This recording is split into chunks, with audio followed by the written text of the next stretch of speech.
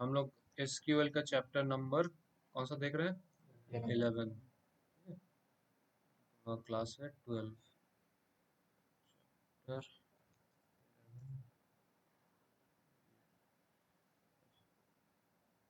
इससे पहले हम लोग देख लिए हैं कि क्या क्या कमांड्स है वगैरह वगैरह, DDL, DML, TCL, ये सब देखे थे ना पिछले क्लास में।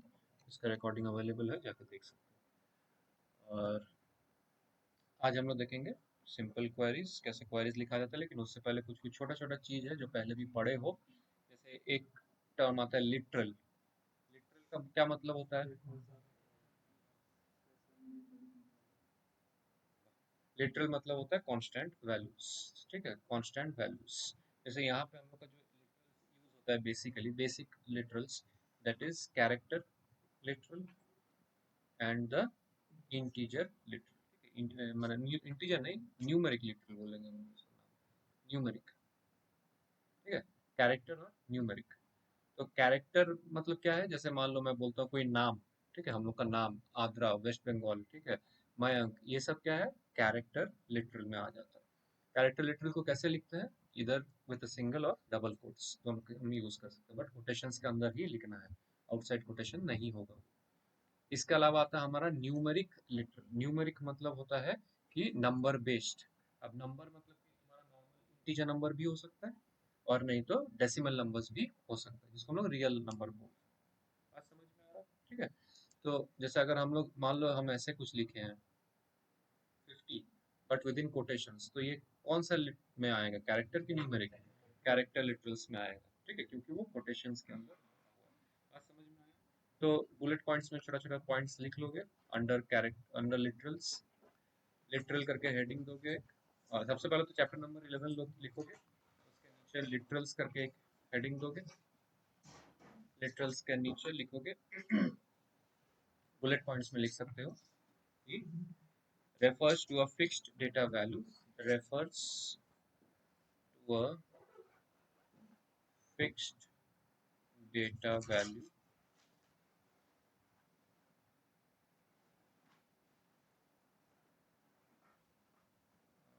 बोलेंगे कैरेक्टर और न्यूमेरिक। कैरेक्टर और न्यूमेरिक डेटा वैल्यू जिसके बारे में बोल रहे हैं, फिक्स्ड, मतलब it can be a character और न्यूमेरिक।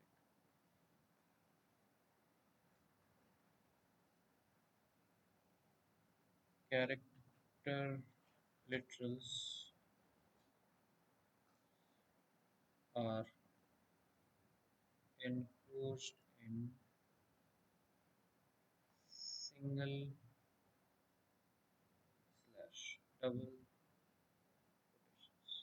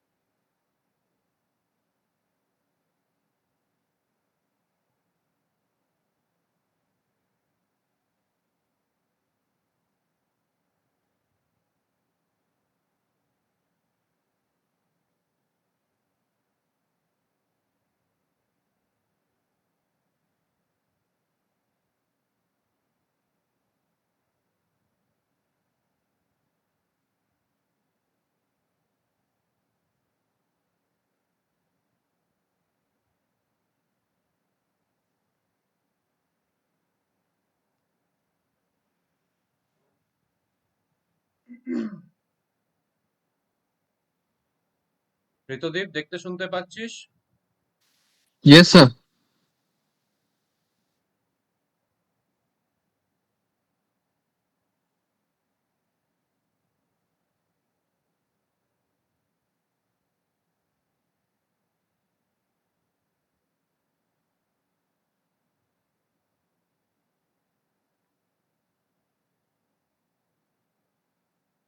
समझ में आया बात यहाँ पे, यहाँ तक जो भी है? हम्म।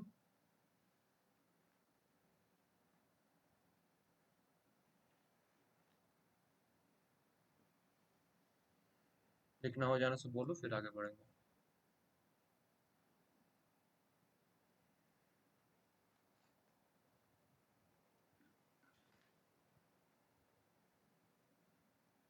हो गया।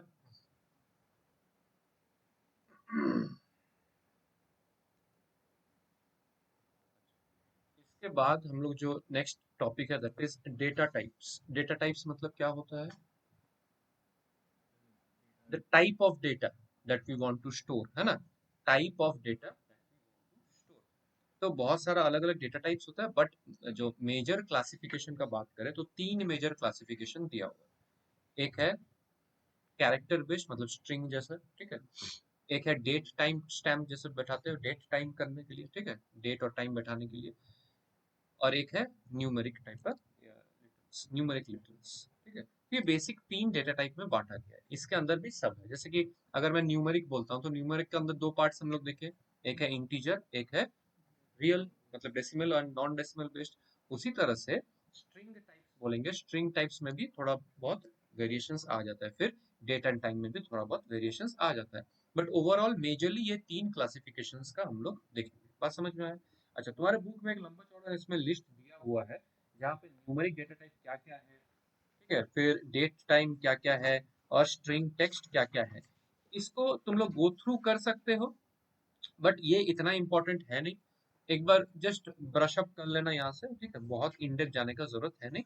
आगे क्या है कि जो जो मेजरली चाहिए होगा वो सब हम लोग आगे देख लेंगे।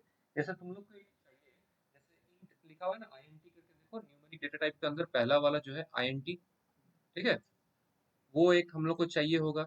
फिर उसके लास्ट तरफ, मतलब न्यूमेरिक के ही लास्ट तरफ लिखा हुआ है एक, देखो डेसिमल करके लिखा हुआ है, ठीक है, डबल करके लिखा हुआ है, ये सब चाहिए होगा। इसके बाद तुम्हारा जो टाइम एंड डेट है, इसमें तुम्हारा डेट वाला जो है, टाइम जो है, ईयर जो है, ये तीन बेसिकली हम लोग काम करेंगे इसके ऊपर। इसके बाद देखो स्ट्रिंग और टेक्स्ट टाइप का, उसमें जो कैर वैर कैर, ये दोनों मेजरली हम लोग काम करेंगे, कैर और वैर कैर, इसके ऊपर। बात समझ में आया? ठीक है। अच्छा, इसमें हम लोग इन डेप्थ नहीं जाएंगे, बस जो बोला हो उतना देख लो, समझ में आ जाएगा।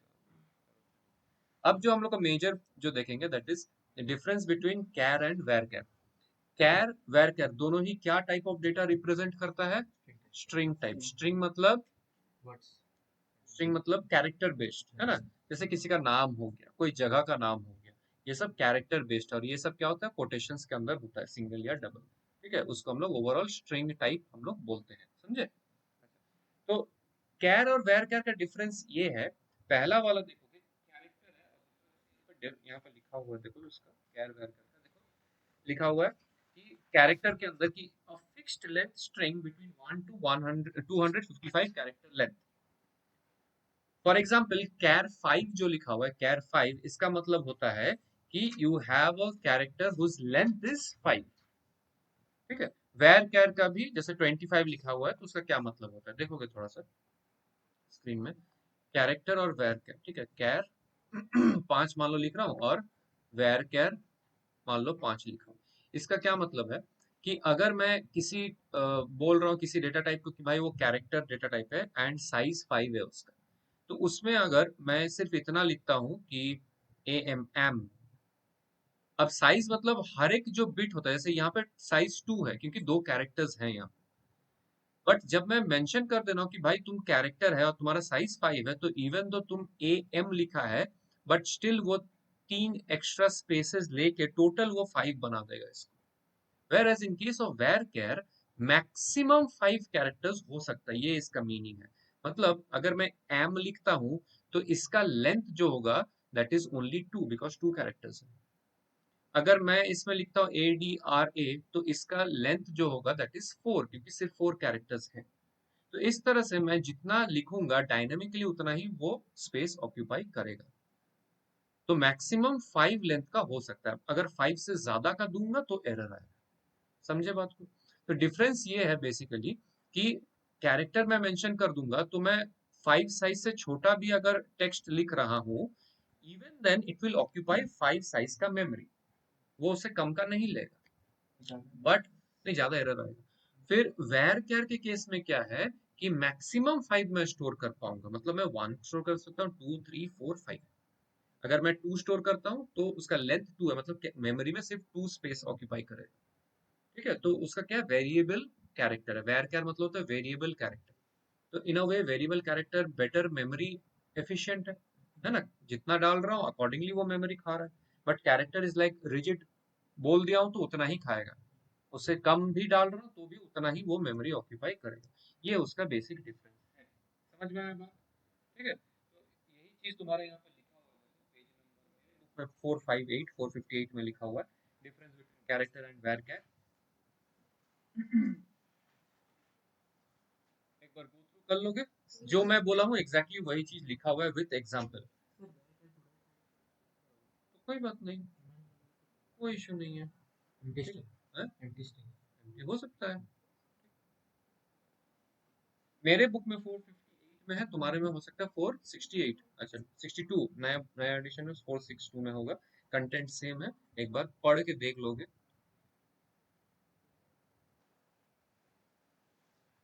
Difference between character and var,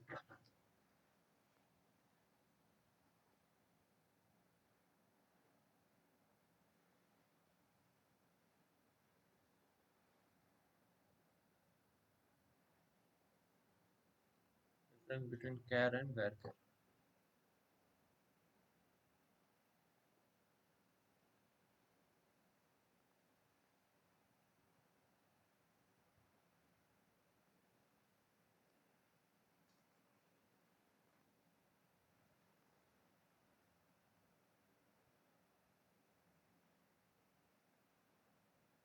table बना लोगे पेंसिल और स्केल से।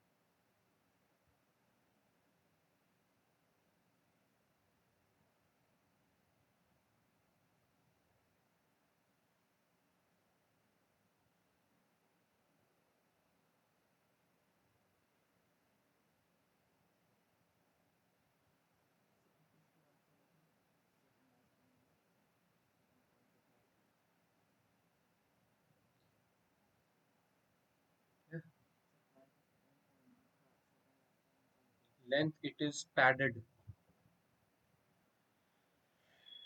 Where care if length of the string is less than the set or fixed length, then it will store as it is without padded as it is without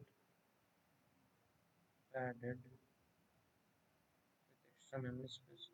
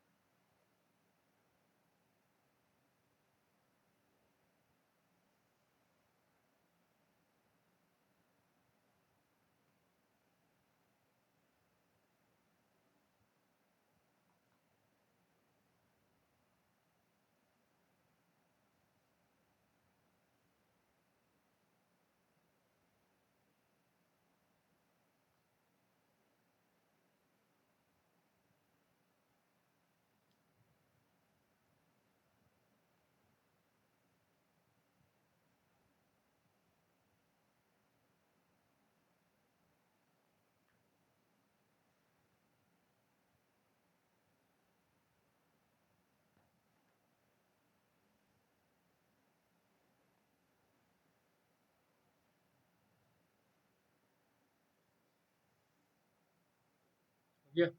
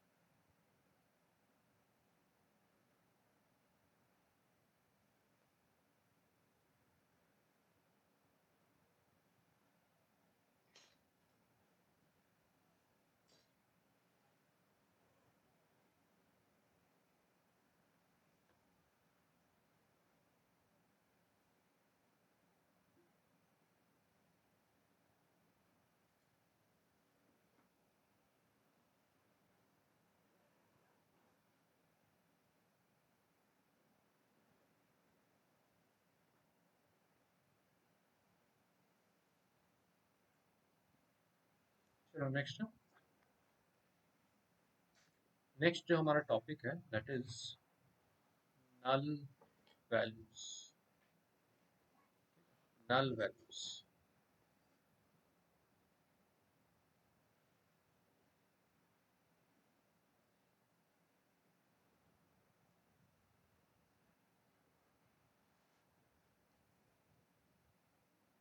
समझे?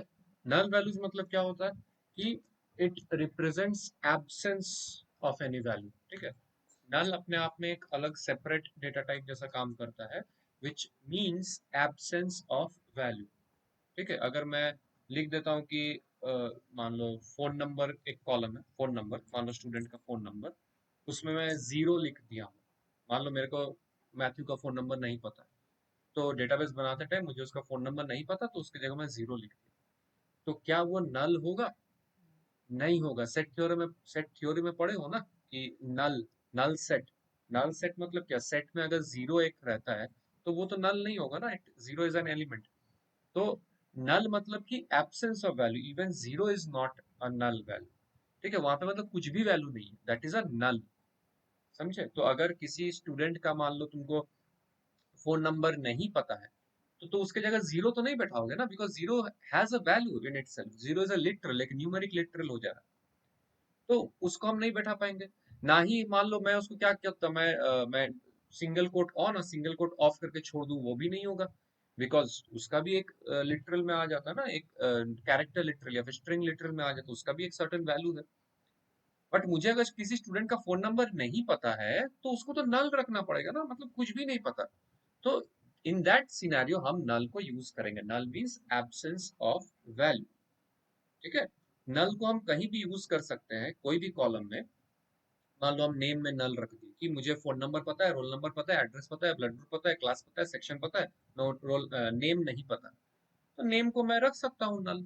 कोई issue नहीं है, जब पता चलेगा तब उसमें डाल दूंगा। अब नेम के जगह पे मैं सिर्फ ऐसे करके डबल, मान लो एक टेबल है कि जहाँ पे मान लो कि तुम्हारा नेम है, ठीक है, आईडी है, रोल नंबर है, क्लास है, सेक्शन है, फोन नंबर है। ठीक है, मुझे आईडी पता है, roll number, class, section, phone number पता है, मुझे नाम नहीं पता। अब नाम नहीं पता तो मैं ऐसे करके रख थोड़ी पाऊंगा, इसका मतलब क्या, ये भी तो एक वैल्यू डिनोट करता है ना, है ना? तो मैं नहीं रख पाऊंगा इन दैट केस। तो वहां पे मुझे क्या लिखना पड़ेगा, मतलब डिनोट करना पड़ेगा कि नल नल है। बिकॉज मैं अगर इसमें मान लो इस तरह से ऐसे करके छोड़ दिया, मतलब it has a value with in it.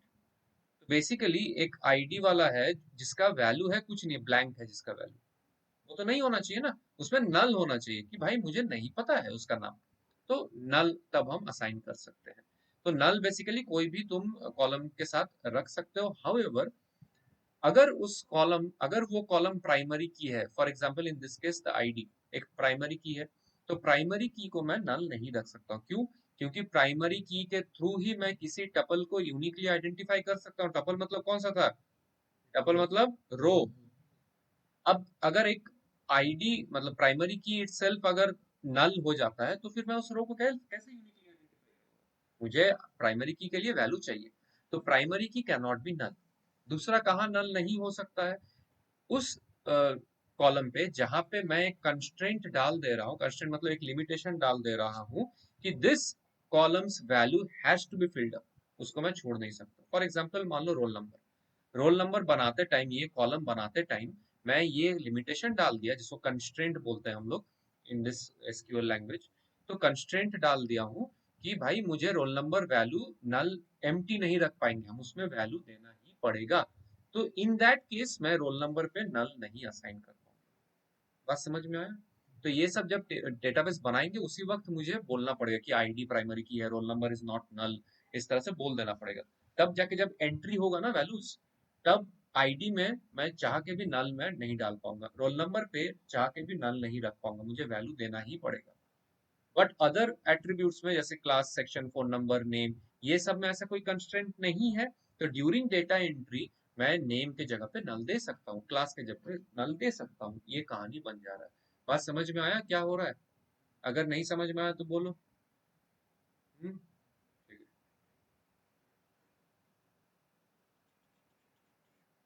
तो इसका थोड़ा सा पॉइंटर्स में लिख लोगे, अच्छा एक बार बुक को रेफर कर लोगे, देखो नल वैल्यूज करके लिखा हुआ है। If a column in a row has no value, then the column is said to be a null or to contain a null. Nulls can appear in columns of any data type provided that they are not restricted by not null। ये जो not null लिखा हुआ है ना, that is a constraint, एक query में वो जाता है कि not null बोलना पड़ता है, और अ प्राइमरी की। ठीक है, इस तरह से। तो इसका हम इन शॉर्ट हम लिखवा दे रहे हैं छोटा छोटा चीज कि नल क्या है वगैरह वगैरह, लिख लोगे।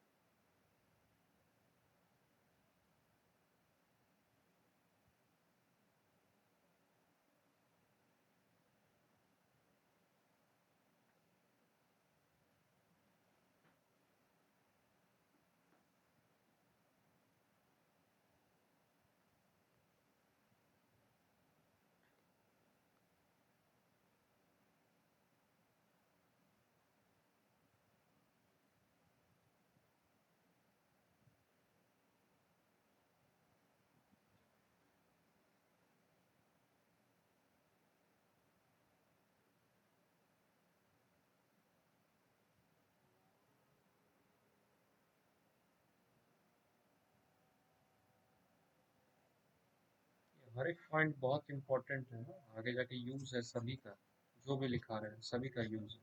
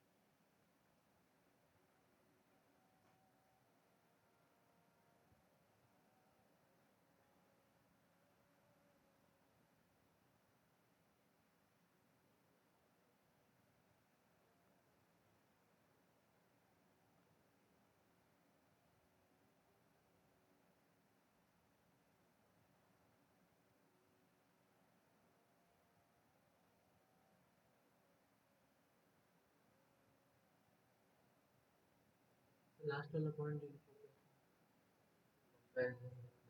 कंपैरिजन विथ नल, मतलब तुम चेक करना चाहते हो, यहाँ पे हम चेक कर रहे हैं बेसिकली कि एक मार्क्स करके एट्रीब्यूट है, कि मार्क्स नल है कि नहीं है। ठीक है, तो where marks equal to null, ये क्वेरी का एक छोटा सा पार्ट है, ये पूरा क्वेरी नहीं है, क्वेरी का एक छोटा सा सेगमेंट में लिखा हूँ। तो मैं बेसिकली चेक कर रहा हूँ कि भाई मार्क्स नल है कि नहीं, तो उसको मैं इक्वल टू के साथ नहीं चेक कर पाऊंगा। ठीक है, उसके लिए एक एक अलग आता है, that is null, is operator से चेक करना पड़ेगा।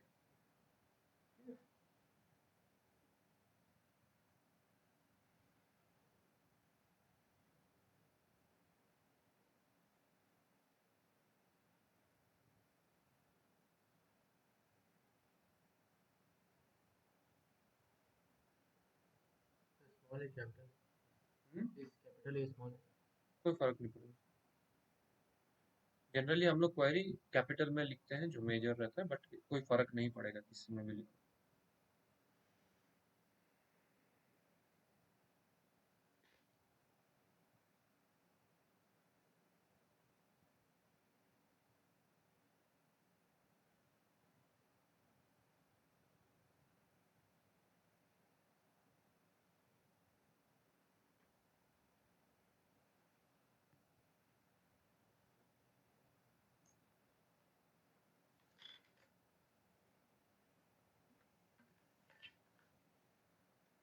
ये जितना पॉइंटर्स अभी लिखे हो, हर एक पॉइंटर का तुम्हारा आगे जाके क्वेरी के टाइम काम आएगा, हर एक पॉइंटर।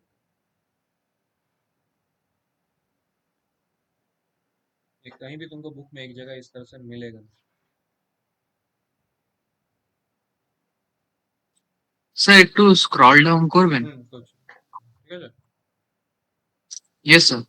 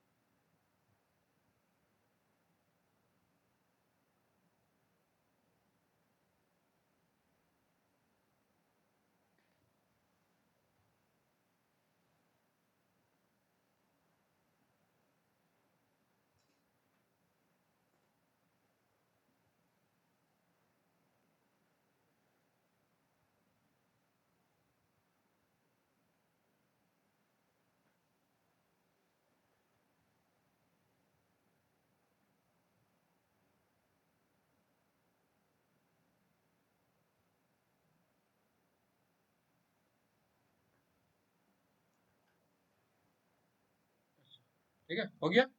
अच्छा, आगे बढ़ते हैं। किसी को कुछ डाउट है यहाँ पे? कुछ भी होना तो चाहिए, पहली बार देख रहे हो, कैसे डाउट नहीं है? एरिथमेटिक ऑपरेशन कुछ भी करोगे तो वो नल ही आएगा। ठीक है, इसके बाद कौनटा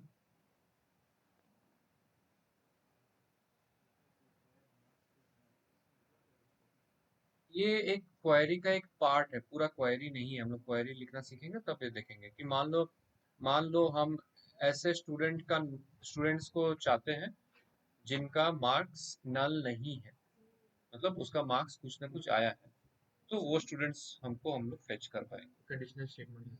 हाँ, कंडीशनल स्टेटमेंट एक सर्टेन कंडीशन के साथ। तो वेयर के साथ हम कंडीशन डाल रहे हैं कि वेयर मार्क्स इज नॉट, या फिर वेयर मार्क्स इज नल। मान लो एक क्लास का डेटाबेस है जहाँ पे 40 स्टूडेंट्स है। 40 स्टूडेंट्स में तुम नाम है, आईडी है, रोल नंबर है, क्लास है, सेक्शन है, मार्क्स का भी कॉलम है, बट किसी किसी का मार्क्स मिसिंग है। अब 40 स्टूडेंट पे मैं इंडिविजुअली नहीं देख के मैं क्वेरी चला दूंगा कि मुझे इस क्लास का इस सेक्शन का उन स्टूडेंट्स का नाम चाहिए वेयर मार्क्स इज नल। तो मुझे मान लो आउट ऑफ 40 5 स्टूडेंट का नाम मुझे आ जाएगा जहाँ पे मार्क्स का कॉलम में नल है, मतलब मार्क्स इनपुट नहीं आया है। तो उनका नाम देख के फिर मैं मार्क्स को अपडेट कर पाऊंगा। समझे बात को? नहीं, तुम क्वेरी यहाँ पे क्या है, यहाँ पे कैपिटल स्मॉल का कोई फर्क नहीं है, तुम कैसे भी लिखो। बट थ्योरी में जब हम लोग लिखते हैं ना, तो इन जनरल वेयर ये सब क्या है, क्वेरी का जो मेजर है, जैसे कि कंडीशन डाल रहा है, तो इसको हम लोग कैपिटल में लिखते हैं, बट कोई फर्क नहीं पड़ेगा। तुम क्यों नहीं, केस सेंसिटिव नहीं है। इसके बाद आता है कमेंट्स। कमेंट्स का क्या काम होता है? कमेंट स्टेटमेंट्स का बेटर अंडरस्टैंडेबिलिटी और रीडेबिलिटी के लिए, है ना। जैसे मान लो कि मैंने एक क्वेरी लिखा है या फिर एक कोड लिखा है, जैसे पाइथन का कोड लिखते थे, तो वो कोड मान लो तुम पढ़ रहे हो। अब मैं किस लॉजिक के साथ लिख रहा हूँ तो मुझे पता है ना, तुमको नहीं पता है। तो मैं अगर उसमें कमेंट स्टेटमेंट लिख दूंगा कि भाई नेक्स्ट लॉजिक इस पर्पस से है, तो उससे क्या होगा, तुमको समझने में इजी होगा। ठीक है, तो उसी तरह से यहाँ पर भी हम लोग कमेंट लिखते हैं कि पर्पस समझाने के लिए क्यों लिखा जा रहा है और क्या आउटपुट मैं डिमांड कर रहा हूँ यहाँ से। उसके लिए कमेंट आता है। तो 3 बेसिक कमेंट स्टेटमेंट्स का लिखा हुआ है, बुक में आराम से देख लोगे, कोई इशू नहीं है। कमेंट स्टेटमेंट लिखा रहे हो इसको। एक देखो, बिगिनिंग विद स्लैश एस्ट्रिक्स और फिर closing with slash asterisk and this spans across multiple lines, मतलब मल्टी लाइन कमेंट है। सेकंड वाला देखो, दो हाइफन के साथ शुरू हो रहा है, दो हाइफन के साथ, it is a single line comment. और फिर उसके थर्ड वाला देखो, एक हैश साइन के साथ शुरू हो रहा है, again this is a single line comment. लिखा हुआ है उसमें साफ साफ कि the text can not extend to a new line, मतलब it is a single line comment, एक ही लाइन के अंदर खत्म करना पड़ेगा। सिर्फ पहला वाला है that is a multi line comment. बात समझ में आ रहा कुछ? देखो, जैसे मान लो हमको मल्टी लाइन कमेंट लिखना है, मतलब एक लाइन से ज्यादा तक हमको स्पैन करना है, तो हम क्या करेंगे, शुरू करेंगे यहाँ पे अपना कमेंट लिखेंगे, मोर देन वन लाइन हो गया, खत्म जब हो जाएगा तब हम क्या करेंगे, क्लोज कर देंगे। तो this is a multi line comment. और फिर सिंगल लाइन चाहिए तो फिर मैं ये दो हाइफन के साथ लिख सकता हूँ। यहाँ पे हाइफन लिख दिया, उसके बाद मैं यहाँ पे कुछ भी लिखूं that will be counted as a comment. नहीं नहीं, जस्ट डायरेक्ट दोनों देने से हो जाएगा। ठीक है। और एक और क्या है, हैश सिंबल। ठीक है, हैश सिंबल्स के बाद मैं कुछ भी लिखूं that is a single line comment. ठीक है, मतलब एक ही लाइन में कंप्लीट करना पड़ेगा। मैं अगर नीचे लाइन में आ जा रहा हूँ तो वो कमेंट नहीं होगा। And comments are non executable, उसको एग्जीक्यूट नहीं किया जाता। तो कुछ भी उसमें तिगड़म लिख दो, उल्टा पुल्टा कुछ भी, कोई फर्क नहीं पड़ेगा, because that is not executed. ठीक है, इस टाइम का कोई। तो यहाँ पे इससे ज्यादा हम लोग नहीं बोलेंगे। फिर कीवर्ड्स का मतलब क्या है?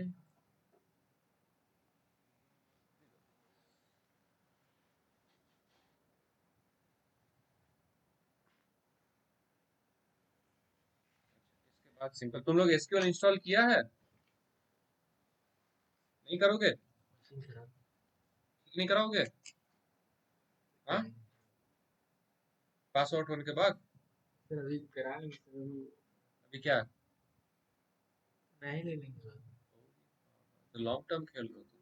बिग बिलियन डेज पर वगैरह आएगा ना सर, दिवाली के टाइम तो उतना दिन तक तुम नहीं करेगा कुछ। तो उनके लैपटॉप इंस्टॉल्ड है जिनके भरोसे किया बैठे हो? नहीं डांट के बोल रहे हो? नहीं पूछ रहा। अरे করবি না? করিস না, চলো না, চাপ নেই, করিস না। यहाँ पे प्रोसेस लिखा हुआ है ना, तो यूट्यूब में देख लो ना, इजीली हो जाएगा।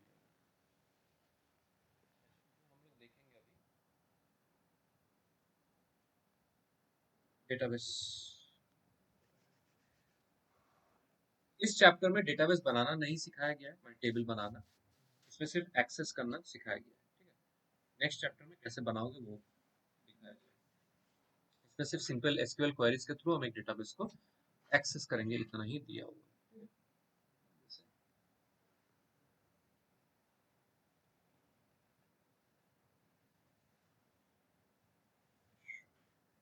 यहाँ पे हो गया ये तो देख देखते सुनते 25 ইয়েস স্যার। স্যার পাসওয়ার্ডটা নিজের মতন সেট করা যায়? নিজের মতন সেট করা যায়। ও,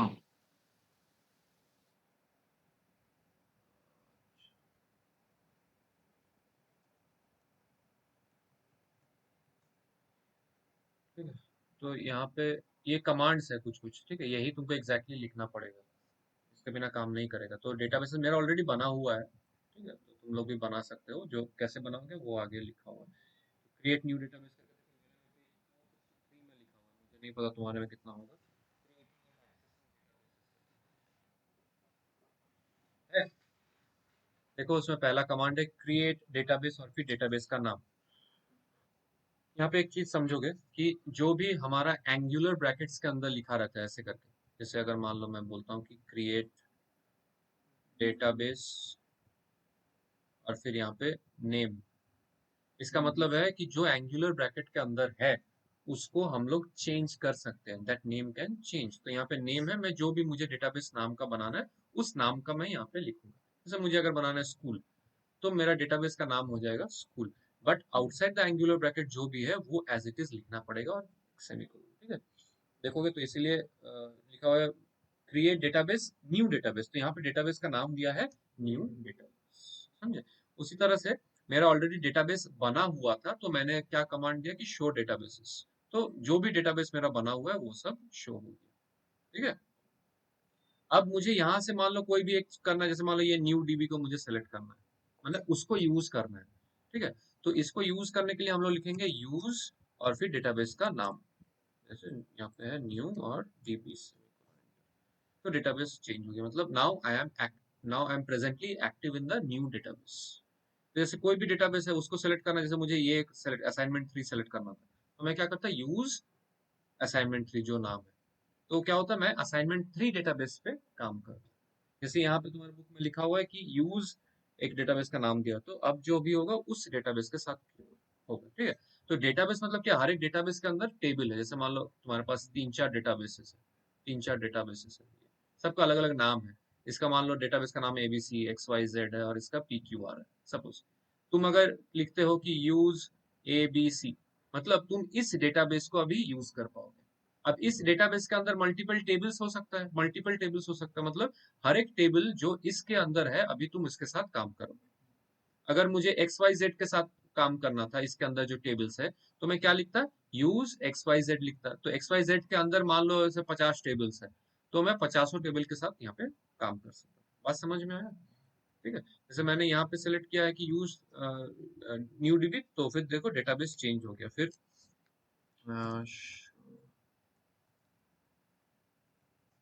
शो टेबल्स, तो इस डेटाबेस के अंदर मेरे पास इतना सारा टेबल बना हुआ है, तो मैं अभी इनको इंडिविजुअली देख सकता हूँ, इसके साथ मैं काम कर सकता हूँ। समझ में आया? उसी तरह से जो जितना डेटाबेस दिख रहा है असाइनमेंट 3, इसके अंदर भी कुछ कुछ टेबल्स है। तो असाइनमेंट 3 में जाने के लिए क्या करूंगा, सबसे पहले मैं लिखूंगा यूज असाइनमेंट 3, उसके बाद मैं शो टेबल्स करके वहां पे टेबल्स जो भी है देखना पड़ेगा। अभी ये जितना टेबल देख रहे हो ये सब कुछ क्रिएट करना पड़ेगा, इनिशियली एक डेटाबेस ब्लैंक रहेगा।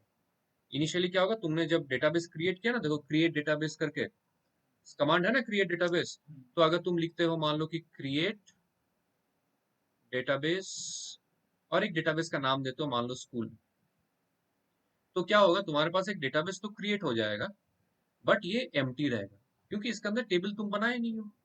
तो फिर इसके अंदर क्या करना पड़ेगा, तुमको टेबल्स बनाना पड़ेगा। अभी टेबल्स बनाने का तुम्हारा है नहीं है, अगले चैप्टर में कैसे टेबल्स बनाओगे। ठीक है, तो उसी तरह से जब ये मैं जब न्यू डीबी बनाया था, तो उसके अंदर मैं इतना सारा टेबल बनाया हूँ, इसीलिए ये शो कर रहा है। समझे बात को क्या हो रहा है? तो ये कहानी हो जा रहा है, ये कैसे बनाना हो रहा है वो सब हम लोग नेक्स्ट चैप्टर में, अभी नहीं है, अभी सिर्फ ऑलरेडी बना हुआ है उसको यूज करेंगे। ठीक है, तो इसको किसको यूज करेंगे? जैसे मान लो मुझे एक देखना है EMPL टेबल को, ठीक है। तो EMPL टेबल के लिए मैं क्या करूंगा, सेलेक्ट फ्रॉम EMPL। ये सब क्वेरीज है, सिंपल एसक्यूएल क्वेरीज बोले ना। तो ये जो मैं लिखा सेलेक्ट स्टार फ्रॉम EMPL, इसका क्या मतलब हुआ कि EMPL का टेबल का पूरा डिटेल्स मैं देख पाऊंगा, जो भी उसमें डेटा है, पूरा टेबल। तो इसीलिए सेलेक्ट स्टार। स्टार का क्या मतलब, हम लोग करते थे ना पहले, इंपोर्ट एस्ट्रिक्स फ्रॉम ये ठीक है, Java dot util dot asterisk scanner, ये सब एस्ट्रिक्स मतलब पूरा डिटेल मेरे पास आ जाएगा, ठीक है। जैसे यहाँ पे एंटर, तो देखो ये मेरा टेबल, ठीक है। ये EMPL टेबल, EMPL टेबल में कितना एट्रीब्यूट्स है देखो। EMP नंबर मतलब employee number, employee name, job, MGR करके कुछ एक था, मुझे नहीं याद है क्या है, हायर डेटा, फिर हायर डेट, फिर सैलरी, कमीशन, डिपार्टमेंट नंबर, इस तरह से है, समझे। तो मैंने सेलेक्ट स्टार फ्रॉम EMPL किया तो पूरा का पूरा टेबल मेरे पास आ गया। तो मुझे मेंशन करना पड़ेगा कि मुझे क्या चाहिए। जैसे मान लो मुझे सिर्फ चाहिए नेम चाहिए और एम्प्लॉय नंबर चाहिए, सिर्फ ये दोनों चाहिए। तो मैं क्या लिखूंगा, उन स्पेसिफिक कॉलम्स का नाम लिखूंगा कि सेलेक्ट EMPNO, क्योंकि फॉर एम्प्लॉय नंबर जैसे लिखा हुआ है वैसे ही, ठीक है, कॉमा ई नेम, ठीक है। ये दो मुझे चाहिए तो मैंने लिखा सेलेक्ट, और जो जो एट्रीब्यूट्स चाहिए उसका नाम कॉमा सेपरेटेड। अब ये कहाँ से चाहिए, फ्रॉम, कहाँ से, EMPL, जो भी टेबल से चाहिए, ये इसका सिंटेक्स है, ठीक है। सेलेक्ट, और क्या क्या सेलेक्ट चाहिए, फ्रॉम, जो जो जहां से चाहिए मेरा, जो टेबल से चाहिए, फिर सेमीकोलन एंटर, तो मेरे पास आ गया। समझे बात को। और अगर इसी कमांड को मैं इस तरह से लिखता हूं कि कॉमा EMP, मतलब सीक्वेंस चेंज कर दिया, जस्ट सीक्वेंस चेंज किया, पहले EMP नंबर पहले था, अभी ई नेम पहले है, तो देखो सीक्वेंस चेंज हो जाता है। जिस ऑर्डर में मैं यहाँ पे कॉल कर रहा हूँ उसी ऑर्डर में तुम्हारे पास आउटपुट आएगा, जिस ऑर्डर में कॉल हो रहा है उसी ऑर्डर में आउटपुट आएगा। अब किस ऑर्डर में तुम कॉल कर रहे हो दैट इज इररेलेवेंट। याद है हम लोग स्टार्टिंग में पिछले चैप्टर में देखे थे कि तुम किसी भी ऑर्डर में ये सबको स्टोर कर पाओगे, लिख पाओगे, कोई फर्क नहीं पड़ता, इसका ऑर्डर फर्क नहीं पड़ता, है ना। तो उसी तरह से, तो ये सब छोटा छोटा चीज है। सेलेक्ट कमांड करके लिखा हुआ है देखो बुक में, select command. A query is a command that is given to produce certain specified information from the database। तो query क्या है, ये चीज थोड़ा सा लिख लोगे, what is a query।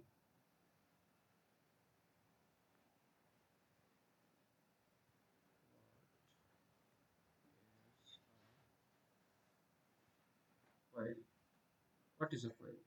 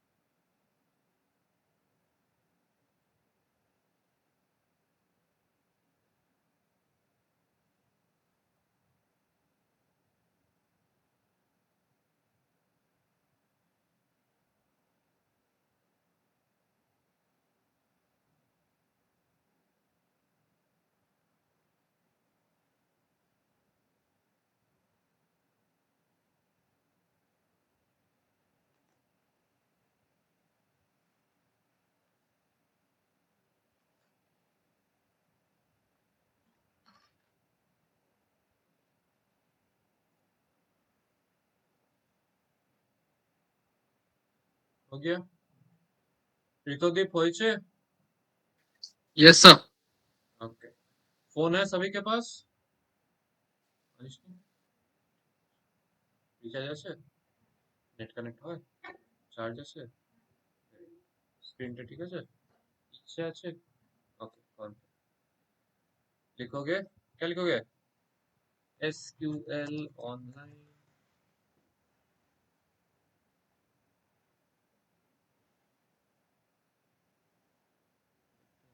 काम।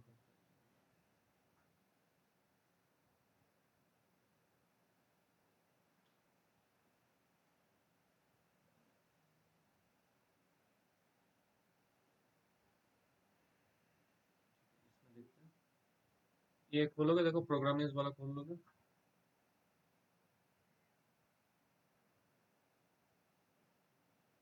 खोला प्रोग्रामिंग का। अच्छा, प्रोग्रामिंग का देखो जो खुला है यहाँ पे, देखो ये स्क्रीन दिख रहा होगा, ये वाला। यहाँ पे देखो सिंगल लाइन कमेंट्स दिया हुआ है, देख रहे हो? सिंगल लाइन कमेंट 2 हाइफन के साथ। कुछ नहीं, प्रोग्रामिंग का लिंक पे क्लिक करो, देखो एसक्यूएल ऑनलाइन लिखा, फिर प्रोग्रामिंग का लिंक पे क्लिक किया। उसके बाद बोल रहा हूँ, जैसे यहाँ पे हम लोग पढ़े ना कमेंट लाइन, कमेंट स्टेटमेंट्स पढ़े। देखो यहाँ पे कौन सा कमेंट स्टेटमेंट है, ये मल्टी की सिंगल, सिंगल लाइन, ठीक है। अच्छा, इसके बाद देखो लेफ्ट में हमारा दिख रहा, हाँ सर एक बार इसको टेक्निकली यहाँ पर डबल दिख रहा है, क्या डबल लाइन दिख रहा है, क्या डबल, जो कमेंट है ना सर, हाँ बीच से नीचे आ गया है, तो क्या होगी, कमेंट कंसीडर कर। हटा दो उसको, वो तुम्हारा उसका स्क्रीन छोटा है इसीलिए ऐसा हो रहा है पगला। उसको तुम डेस्कटॉप मोड में करो, चल जाएगा। कुछ नहीं है, स्क्रीन साइज छोटा है तुम्हारा इसीलिए सर, ठीक है। अच्छा देखो, परेशान हो गया कि सर तो बोला ऐसा, अभी ऐसा कैसे हो रहा है, हैं? पूरा ब्लड प्रेशर हाई हो गया, बोला। हाँ सर। देखो देखो यहाँ पे देखो, ये क्या है, ये 3 कस्टमर्स टेबल है, मतलब रिलेशन जिसको बोलते हैं, टेबल को क्या बोलते हैं, रिलेशन। तो कस्टमर्स, ऑर्डर्स और शिपिंग्स, ये 3 हमारे पास टेबल्स हैं। हर एक टेबल का देखो यहाँ पे दिया हो, जैसे ये देख रहे हो ना, ये क्या है, ये बेसिकली उसका एट्रीब्यूट्स है, मतलब कॉलम्स। जैसे एक कॉलम है कस्टमर आईडी, ठीक है, जिसका डेटा टाइप क्या है, क्या है, इंटीजर, आईएनटी लिखा हुआ है ना। फिर फर्स्ट नेम, फर्स्ट नेम का क्या है यहाँ पे, वैर कैर लिखा हुआ है यहाँ पे। उसको तुम डेस्कटॉप मोड में करो, आ जाएगा। हाँ, डेस्कटॉप मोड करो, पूरा दिखेगा क्लियरली, ठीक है। तो देखो फर्स्ट नेम का देखो वैर कैर 100 मिला, डेस्कटॉप मोड नहीं मिला। ऊपर राइट साइड में 3 डॉट है, वहां क्लिक करो, नीचे जाके डेस्कटॉप मोड आएगा। अच्छा, फिर देखो लास्ट नेम भी वैर कैर लिया है। फिर देखो एज, इंटीजर, कंट्री, फिर से वैर कैर। समझ में आया? तो हम लोग जब टेबल क्रिएट करेंगे, हम लोग को भी कुछ इस तरह से क्रिएट करना पड़ेगा, मतलब मुझे कॉलम नेम और उसके साथ साथ उसका डेटा टाइप मेंशन करना पड़ेगा, ठीक है। सिमिलरली ऑर्डर्स के लिए भी देख सकते हो, ऑर्डर आईडी उसका इंटीजर है, आइटम का देखो वेर कैर 100, अमाउंट इंटीजर है, कस्टमर आईडी इंटीजर है, शिपिंग्स में देखो शिपिंग आईडी इंटीजर है, हाँ स्टेटस इंटीजर है, कस्टमर इंटीजर है। तो हम लोग जब नेक्स्ट चैप्टर में हम लोग जब देखेंगे how to create a table, तो वहाँ पे कॉलम नेम के साथ साथ उसका डेटा टाइप भी मेंशन करना पड़ेगा। और उसमें कुछ कुछ कॉन्स्ट्रेंट्स भी हम लोग डाल सकते हैं। कॉन्स्ट्रेंट्स मतलब कि जैसे कस्टमर्स टेबल में कौन सा तुम्हारा प्राइमरी की होगा, कौन सा नॉट नल होना चाहिए, ये सब भी हम लोग डाल सकते हैं। कौन सा फॉरेन की होगा, ये सब कंस्ट्रेंट हो जाएगा, ठीक है। इसका मान लो मैं बोल दूंगा कि भाई यहाँ पे 5 लेंथ से ज्यादा नहीं होगा, जैसे फोन नंबर, फोन नंबर अगर इनपुट करोगे तो उसमें 10 ही लेंथ का होना है, ठीक है, कम ज्यादा नहीं होना है। तो ये सब कंस्ट्रेंट्स आ जाता है उसमें, हम लोग को डालना पड़ेगा। समझे बात को, ठीक है। तो वो लोग हम लोग धीरे धीरे सीखेंगे ये सब चीज। अभी देखो जो तुम्हारा बाय डिफॉल्ट तुम्हारे पास एक क्वेरी रहेगा,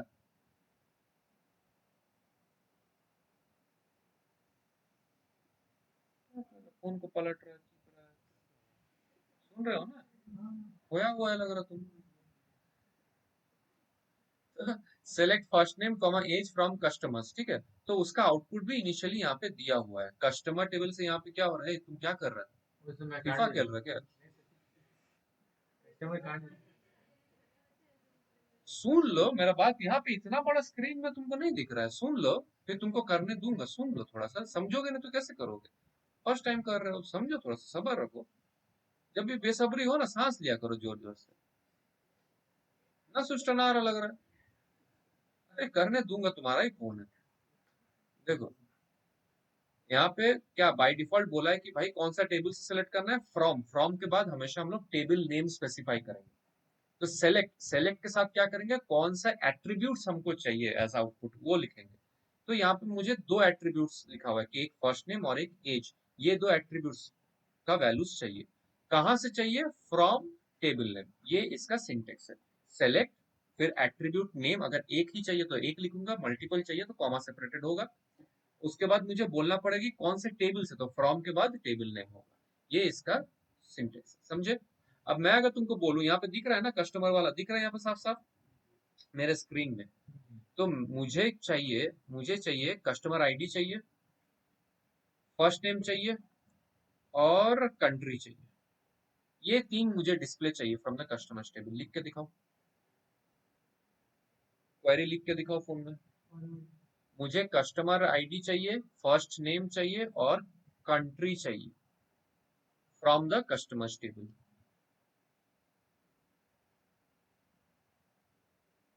केस सेंसिटिव नहीं है तो फर्क नहीं पड़ता तुम कैप्स में लिखो कि स्मॉल में लिखो कि टॉगल में लिखो, बट जो नाम है एग्जैक्टली वही लिखना पड़ेगा। ठीक है, कस्टमर नेम, सर की चाय, की सर की चाय। Customer ID, first name, country, okay sir. और उसका स्पेलिंग देख लोगे मेरे स्क्रीन में, अगर तुम्हारा फोन का स्क्रीन में नहीं शो हो रहा है तो। Select,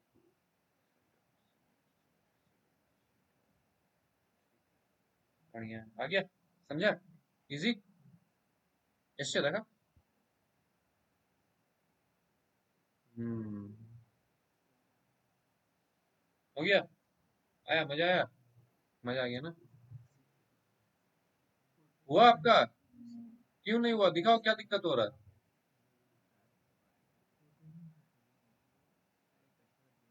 वाह, गाड़ी हेवी आया तो ड्रिफ्ट कर दे। ठीक है जी। ना जो डीपी रखा है गाड़ी के साथ, क्या गाड़ी वाला, फॉर्च्यूनर है क्या? सानिया जी बताइए क्या दिक्कत हो रही है, तो दिखाओ फिर क्या आउटपुट है। नहीं कर रही हो? अब तुमको दिख रहा होगा, मेरे को 5x जूम लगाना पड़ेगा आंख सर में। ऐसे तुम मेरे को सिर्फ एक ही रो दिखे कैसे?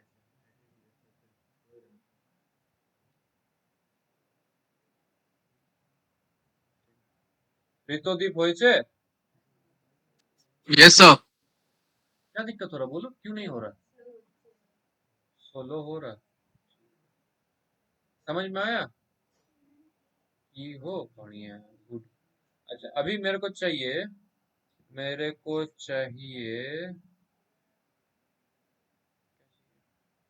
मुझे चाहिए ऑर्डर्स टेबल से, ऑर्डर्स टेबल दिख रहा है, ऑर्डर्स रिलेशन, यहाँ से मेरे को चाहिए ऑर्डर आईडी और आइटम और amount, order ID, item, amount. हाँ, तुम नया क्वेरी लिखोगे वो अपने आप उड़ जाएगा, उसको रिप्लेस कर दो उसके ऊपर में, सेम क्वेरी को मत रखो, पुराना क्वेरी हटा के इसको लिखो। ऑर्डर्स टेबल से मुझे order ID, item, amount.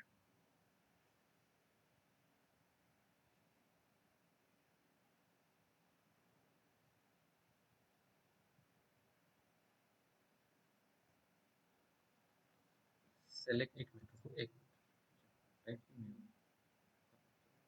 Select, एक मिनट रुक जाओ। क्या क्या करना है, ऑर्डर आईडी, ORDE,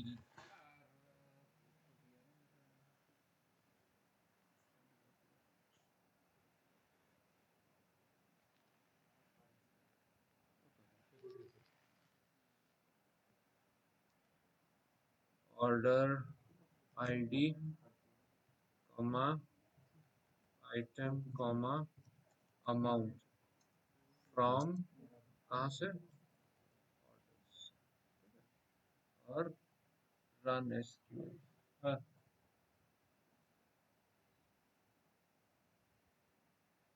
फोन तो लेके हमको ऐसा ऐसा कर दिया,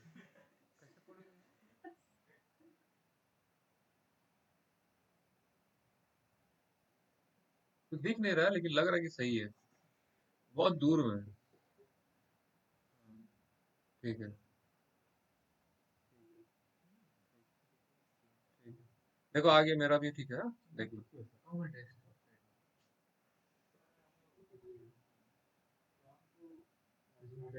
नहीं, यही सिंटेक्स है, आगे पीछे नहीं कर पाओगे। कर लो तुम, करके देख लो। ठीक है, तो ऐसा ही है, फ्रॉम को बाद में ही करना पड़ेगा, सबसे पहले एट्रीब्यूट्स को लिखते हैं, उसके बाद किस टेबल से ले रहे हैं। ठीक है, ऐसे लिखते हैं, लिखने का तरीका ये है। गजब क्या रहा है, हमको ऐसे दिखा कि फोन तो ऐसा ऐसा कर दिया इसने। अरे नया रील वायरल नहीं हो रहा है, ऐसा लड़का जूता लेके ऐसा ऐसा कर रहा है, देखे हो? है अभी तक नहीं देखा? बोलो क्या नया 6-7 वाला नहीं, अभी रिसेंट वायरल हो रहा है। अरे वो जूता लेके ऐसा ऐसा कर रहा है, मस्त देख रहे, क्या करते हो तुम लोग? ना पढ़ाई कर रहे हो, ना वायरल रील देख रहे हो, कर क्या रहे हो तुम लोग जिंदगी में? पढ़ाई नहीं कर रहा, कम से कम कुछ तो करो। हम्म, चलो ऋतुदीप, देखो ऋतुदीप को पता होगा पक्का। Yes sir. স্যার কি হয়েছে?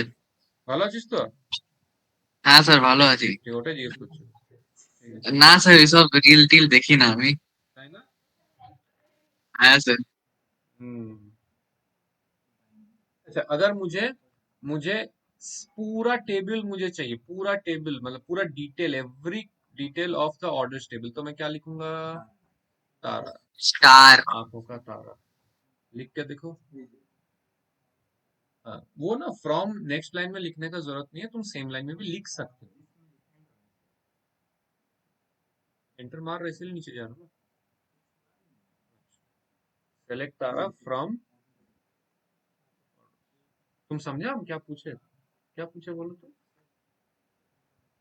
सब इंफॉर्मेशन चाहिए, कैसे करोगे? सेलेक्ट एस्ट्रिक्स फ्रॉम ऑर्डर्स, तो जो भी टेबल का मुझे डिटेल चाहिए वो मैं वहां से देख लूंगा, ठीक है? तो इस तरह से हम लोग काम करते हैं। मानो, मानने के बाद हमको बोलना, मुझे नहीं पता।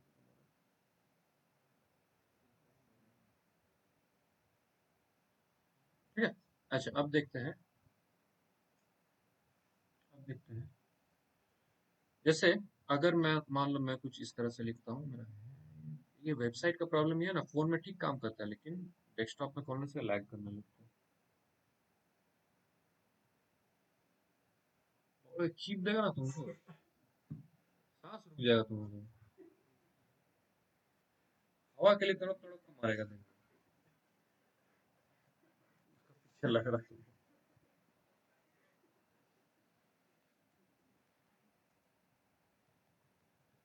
सब रिकॉर्ड हो रहा है, जो सुनेगा बोले आदमखोर सर। खाली मारपीट करते रहते हैं। ये नहीं जानता कि आज तक हम किसी को डांटे भी नहीं है, ऐसा नहीं समझेगा इंसान। कब डांटे हैं? कभी नहीं डांटे आज तक। बहुत होशियार है ना, उल्टा पुल्टा सिखा देंगे, रुक।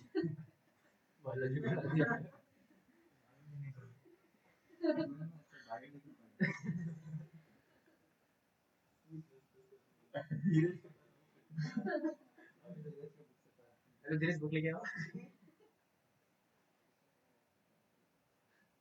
अरे कौन जो लिखा था सीपी? हाँ, अरे क्लास 9 का बच्चा को ऑनलाइन क्लास कर रहा है, हम उसको तो कोड दिए, छाप दिया हमको, कोड हो गया। नहीं नहीं, तो नहीं, तो बच्चा बच्चा वो कभी हमको बोल भेज दिया, उसको पता ही नहीं कि उस मैंने जावा का कोड दिया, वो हमको भेजा C++ का कोड। फिर हम वो जो है, ये तो कोड है C++ का कोड नहीं सर, हम खुद से लिखे हैं। हाँ, बढ़िया है। फिर बाद में मानता है कि नहीं नहीं हम तो कॉपी किए हैं, और फिर स्क्रीनशॉट भेजा। फिर मैं बोला देखो ऊपर लिखा हुआ, जैसे जावा कंपाइलर लिखते तो आता है ना जावा कंपाइलर, वैसे वहां पे लिखा हुआ है साफ साफ कि C++ कंपाइलर, फिर को समझा ही नहीं कि क्या है।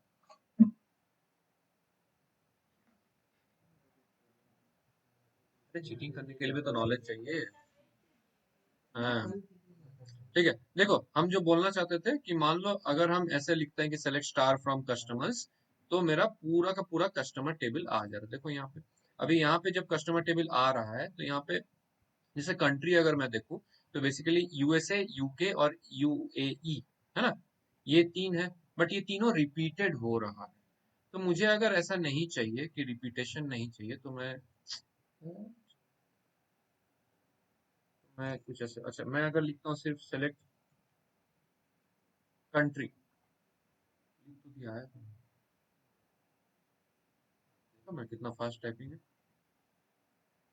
तो सेलेक्ट कंट्री फ्रॉम कस्टमर्स करता हूँ, देखो जितना कंट्री है सब आ गया, लेकिन इसमें रिपीटेड हो रहा है। मुझे मान लो देखना है कि कौन सा ऐसा कंट्रीज है जहां से मेरा जो भी है कस्टमर्स है। तो 2 बार यूएसए लिखने से तो वो चेंज नहीं हो जाएगा, दो अलग अलग यूएसए थोड़ी हो जाएगा। तो मुझे क्या चाहिए, मुझे सिर्फ डिस्टिंक्ट चाहिए तो select distinct country from customers. तो इससे क्या होगा, सिर्फ एक बार करके आ रहा है, मतलब रेपिटेशन उसमें कट जा रहा है।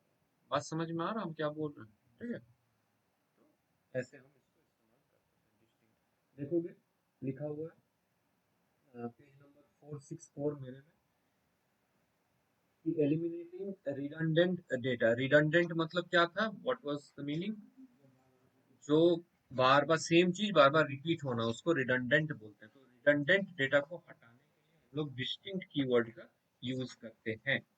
एक बार वो पैराग्राफ पढ़ लोगे बुक से कि डिस्टिंक्ट क्या बोल रहा है।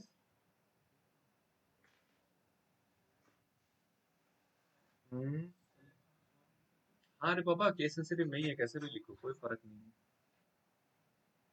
देखो मैं तो स्मॉल में लिखा हूँ, लेकिन थ्योरी में जब लिखते हैं तो ये सब जो मेजर चीजें हैं, सेलेक्ट, वेयर, डिस्टिंक्ट, ठीक है, ये सब हम लोग कैप्स में लिखते हैं थ्योरी में। नहीं भी लिखोगे तो भी चलेगा, कोई इशू नहीं है, बस रीडेबिलिटी के लिए लिखते हैं। क्या हुआ, घर जाना है यार,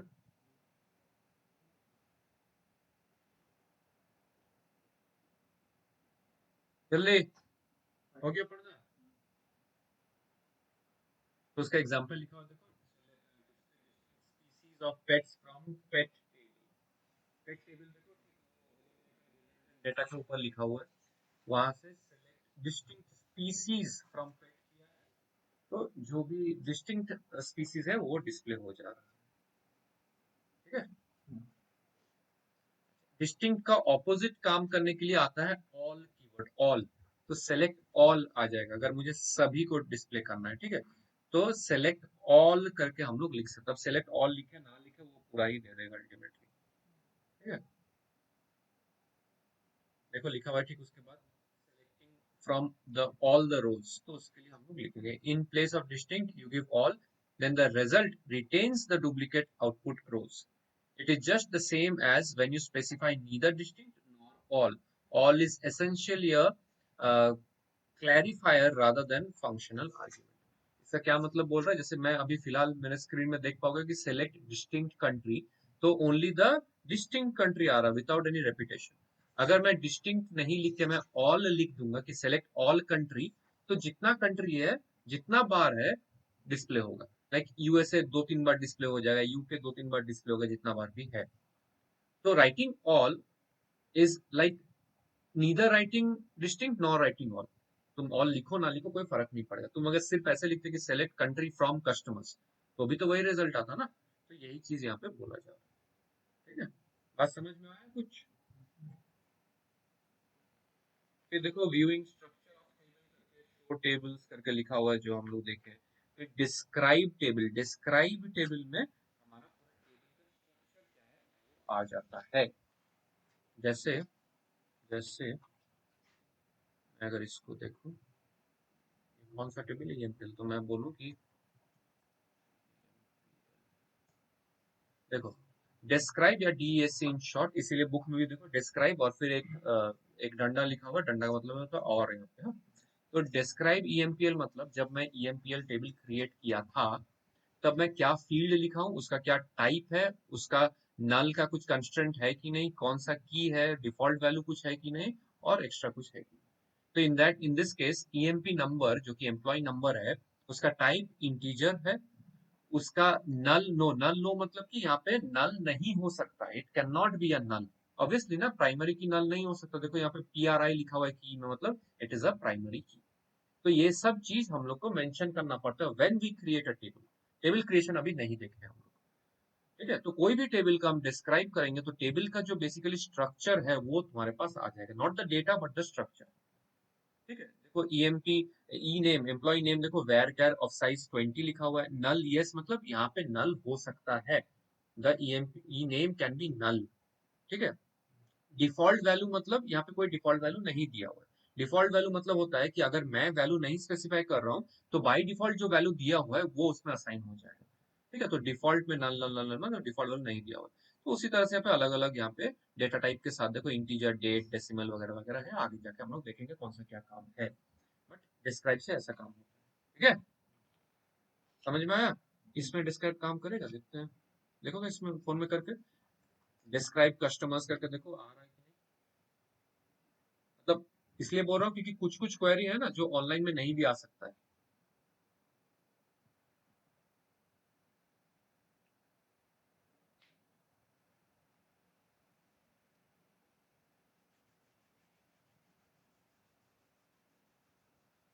हाँ हाँ, तो हो सकता है ना, मैं यही बोला कि ऑनलाइन में नहीं भी आ सकता है। जैसे DSC कस्टमर्स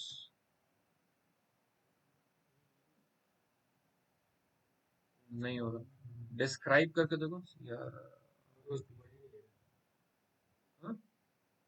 डिस्क्राइब नहीं आ रहा, मतलब नहीं होगा। मैं जैसे बोला कि कुछ कुछ कमांड नहीं रन करता ऑनलाइन में, ठीक है, तो इसीलिए मैं तुम लोग को बार बार स्पेसिफाई कर रहा था कि इंस्टॉल कर लो, इंस्टॉल कर लो। ऑनलाइन में सब नहीं काम, जावा ऐसा नहीं है कि सब काम कर जाएगा।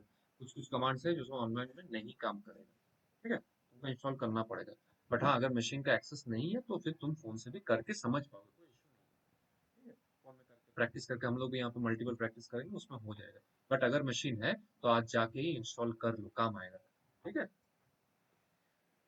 उसके बाद आता है select how to perform simple calculations. Calculations कैसे परफॉर्म करेंगे तो देखोगे, ऑब्जर्व करोगे स्क्रीन में मेरा, ठीक है, यहाँ पे नीचे में तो देखते बच्चे तो देखो, यस सर। कैलकुलेशंस करने के लिए हम लोग क्या करेंगे, हम लोग ये कमांड लिखेंगे कि सेलेक्ट। सेलेक्ट लिखने के बाद जो भी कैलकुलेशन करना है, सिंपल कैलकुलेशंस दिखा रहे हैं अभी, ठीक है। जैसे मान लो मुझे 2+4 करना है, कितना होता है 2+4? 24। कितना होता है? वाह, मैथ्स अच्छा है तुम लोग का। 2+4, ठीक है।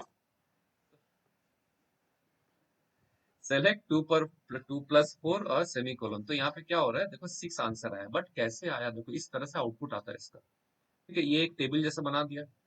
ऊपर जो है ना, यहाँ पे वो डिनोट होगा जो कि हम मेंशन किए यहाँ, दैट इज डिनोटेड। और इसके ठीक नीचे इसका वैल्यू डिनोट होगा। मतलब मैं अगर यहाँ पे लिखता कि सेलेक्ट 5 into 2 लिखता, ठीक है, तो मेरा देखो यहाँ पे जो हेडिंग आ रहा है दैट इज 5 into 2।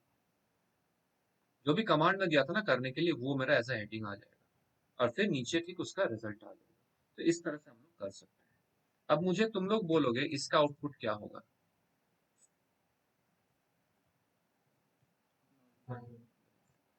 तो नल आएगा, क्योंकि हम लोग लिखे थे ना एक पॉइंटर में कि नल के साथ कोई भी अरिथमेटिक ऑपरेशन करने से नल आता है, तो नल। बात समझ में आया? ठीक है, तो इस तरह से हम लोग कर सकते हैं। मजा आया?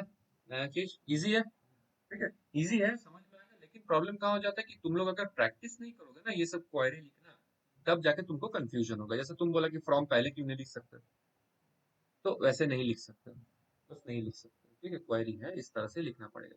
पहले तुम क्या दिक्कत है, क्या तुम लोग बुजुर्ग बुजुर्ग प्लान बन रहा, बोलो तो। देखो, सेलेक्ट हम लोग लिखेंगे एट्रीब्यूट, और एट्रीब्यूट के बाद फिर हम लोग लिखेंगे कौन से टेबल से सेलेक्ट होना है। तो इसी तरह से हम लोग करना है, सेलेक्ट एट्रीब्यूट का नाम, फ्रॉम, उसके बाद टेबल का नाम, ठीक है। तो इससे ही करना है। तो अगर तुम लोग प्रैक्टिस नहीं करोगे तो 110% कंफ्यूजन होगा, क्वेश्चन के टाइम तुम लोग लिख नहीं पाओगे। इसलिए तुम लोग का जो होमवर्क रहेगा वो है कि अभी तक जो जो हम लोग यहाँ पे क्वेरी प्रैक्टिस किए हैं उसको एक बार घर जाके खुद से लिख के फिर चेक कर लेना कि सही लिख रहे हो कि नहीं लिख रहे हो, ठीक है। अगर प्रैक्टिस नहीं करोगे तो समझ में नहीं आएगा, प्लेन एंड सिंपल नहीं कर पाओगे, ठीक है। और इंस्टॉल कर लेना है, लेट नहीं करना है, ठीक है। समझ में आया? ओके।